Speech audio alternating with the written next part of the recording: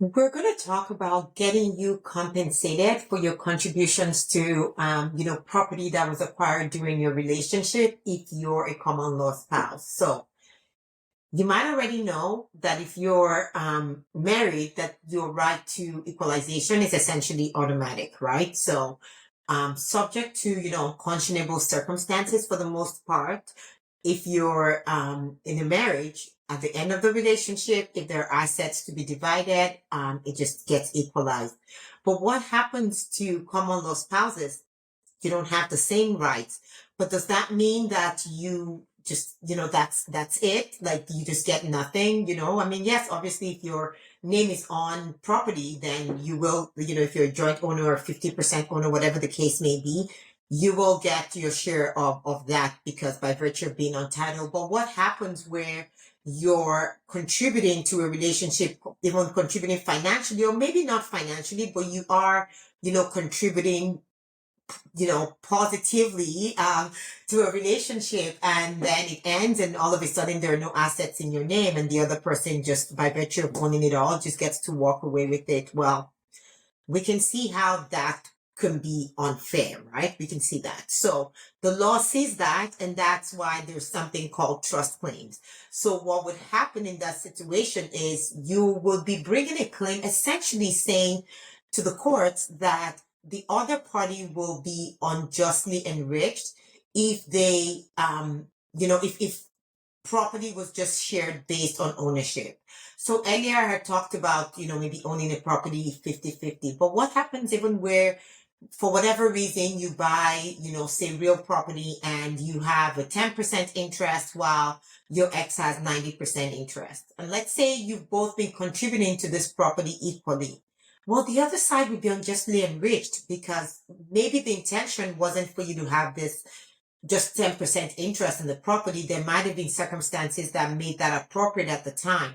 So unjust enrichment claims are designed to deal with these kinds of situations to make sure that, that unfairness, that inequity is dealt with. Another area where I kind of see even, this happening. I'll say, well, I'll just stick mostly with the homes because it's one that is very clear, but I just don't want to give the impression that this is just, applicable only to homes. It would apply to sort of any property that you've been involved in, maybe maintaining, acquiring, that sort of thing. The main difference though, as a common law spouse versus someone that's married is you need to show your direct contribution to a property that you're making a claim for. And I'm trying to keep things in very generalized terms because trust can get very complicated to explain. There are different kinds of trust.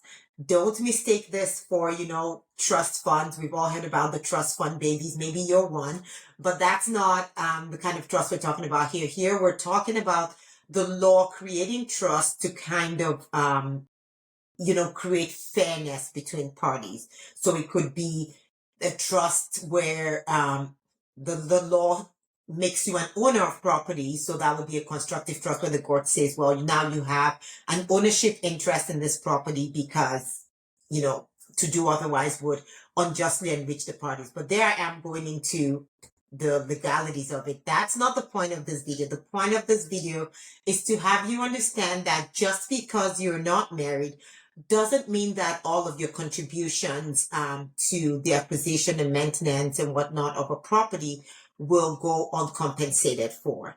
That I just want you to know that there are trust claims that can be made and that there's laws that are available to have you, to have any unjust enrichment, to avoid any unjust enrichment would be a better way to put that. So anyway, talk to a lawyer if you're a common law spouse and, there's properties and that don't have your name on it. Do not be deterred by the fact that you're not married, okay? So that's it for today, and thanks for watching. Bye for now.